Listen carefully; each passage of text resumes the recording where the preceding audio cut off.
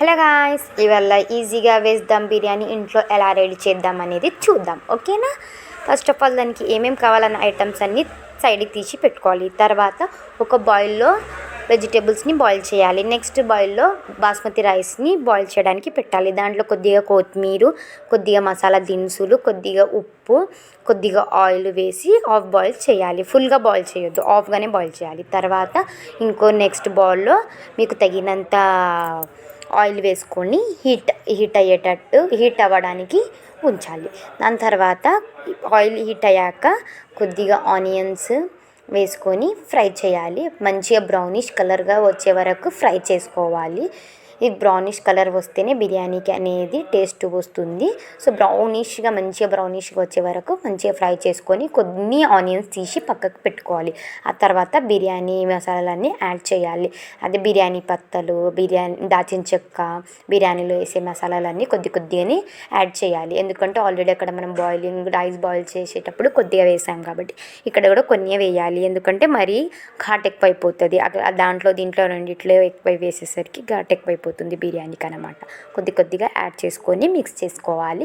Flavours అన్నీ మంచిగా smell వచ్చే వరకు మిక్స్ చేసుకోవాలి. దాని తర్వాత ఒక క్యాప్సికమ్ యాడ్ చేసుకోవాలి. యాడ్ చేసుకొని మిక్స్ చేయండి. దాని తర్వాత కొన్ని పచ్చి బఠానాలు యాడ్ చేసుకొని మిక్స్ చేసుకోండి.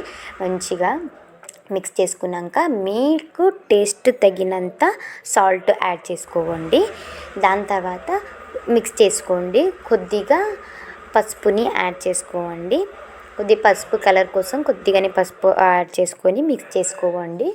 మంచిగా మిక్స్ చేసుకున్న తర్వాత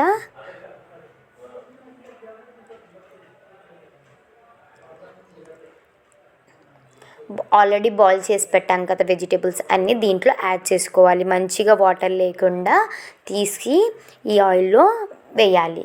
అన్నీ మంచిగా వేసి మిక్స్ చేయాలి. వాటర్ లేకుండా అన్నీ మిక్స్ చేసి మీకు టేస్ట్ తగినంత కారము, కొద్దిగా ధనియా పౌడర్ యాడ్ చేసి మిక్స్ చేయాలి. అన్నీ మంచిగా కారం, ధనియా పౌడర్ అన్ని వెజిటేబుల్స్కి మిక్స్ అయ్యేటట్టు మంచిగా మిక్స్ చేసుకోవాలి. అవన్నీ మంచిగా బాయిల్ అయ్యాలేవా అని చెక్ చేసుకొని కొద్దిగా బాయిల్ కానట్టు అనిపిస్తే కొద్దిగానే వాటర్ యాడ్ చేయండి. యాడ్ చేసి మంచిగా మిక్స్ చేసి కొద్దిగా బాయిల్ అవ్వాలి. బాయిల్ అయిపోయాక స్టవ్ స్లో చేసి కొద్దిగా పెరుగుని యాడ్ చేయాలి. పెరుగుని యాడ్ చేసి మంచిగా మిక్స్ చేసుకోవాలి.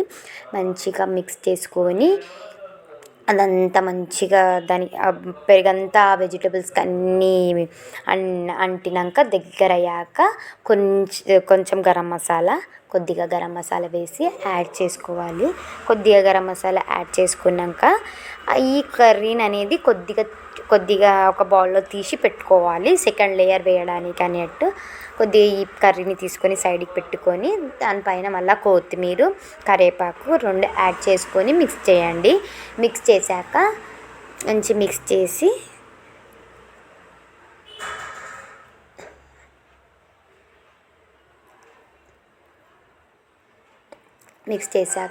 ఫస్ట్ లేయర్గా హాఫ్ బాయిల్ అయిన బాస్మతి రైస్ని వేసుకోవాలి. బౌల్లో ఫస్ట్ లేయర్ లాగా వేసుకోవాలి. మంచిగా స్ప్రెడ్ చేసుకోవాలి. రైస్ని మంచిగా స్ప్రెడ్ చేసుకున్న తర్వాత స్ప్రెడ్ చేసుకున్న తర్వాత పైన మళ్ళీ సెకండ్ లేయర్ లాగా ఈ కర్రీని కొద్దిగా తీసుకొని పెట్టుకున్నాం కదా, ఆ కర్రీని వేయాలి. దాని తర్వాత దానిపైన మళ్ళీ ఇంకొద్దిగా బాస్మతి రైస్ని వేయాలి. కొద్దిగా వేసుకుంటూ మంచిగా స్ప్రెడ్ చేసుకుంటూ చేయాలి దాన్ని. దాని తర్వాత కొద్దిగా మనం ఆల్రెడీ ఆనియన్స్ని ఫ్రై చేసుకొని సైడ్కి పెట్టుకున్నాం కదా, అది వేసుకోవాలి. పైన ఆనియన్స్ వేసుకొని కొద్దిగా మళ్ళీ కొత్తిమీర వేసుకోండి. తర్వాత కొద్దిగా కలరు, ఆరెంజ్ కలర్ని, కొద్దిగా గరం మసాలా, ఆ తర్వాత కొద్దిగా కలర్ని యాడ్ చేయాలి. ఆ కలర్ని యాడ్ చేసి ఇలా దమ్ చేయాలి. లాస్ట్కి మన veg dum biryani is ready to eat.